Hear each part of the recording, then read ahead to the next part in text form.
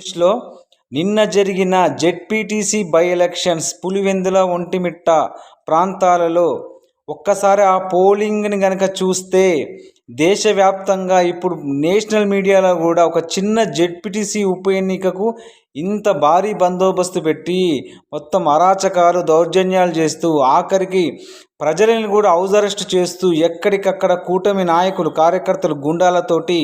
పోలీసుల పహారా తీసుకొని పోలీసుల రక్షణతోటి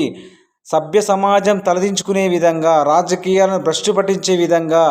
రిగ్గింగ్ చేసి మొత్తం దేశవ్యాప్తంగా పార్టీ పరువును తీసేసి ఆంధ్రప్రదేశ్ యొక్క రాజకీయాల యొక్క పరువు కూడా తీసేసిన తెలుగుదేశం ప్రభుత్వం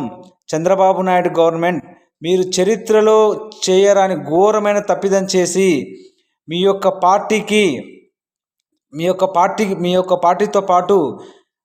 ఎంత చెడ్డ పేరు తెచ్చారో అంత చెడ్డ పేరు తెచ్చిర్రు. ఇప్పుడు దేశవ్యాప్తంగా దీని గురించే చర్చ జరుగుతుంది. ఒక చిన్న జెడ్పీటీసీ ఉప ఎన్నిక కోసం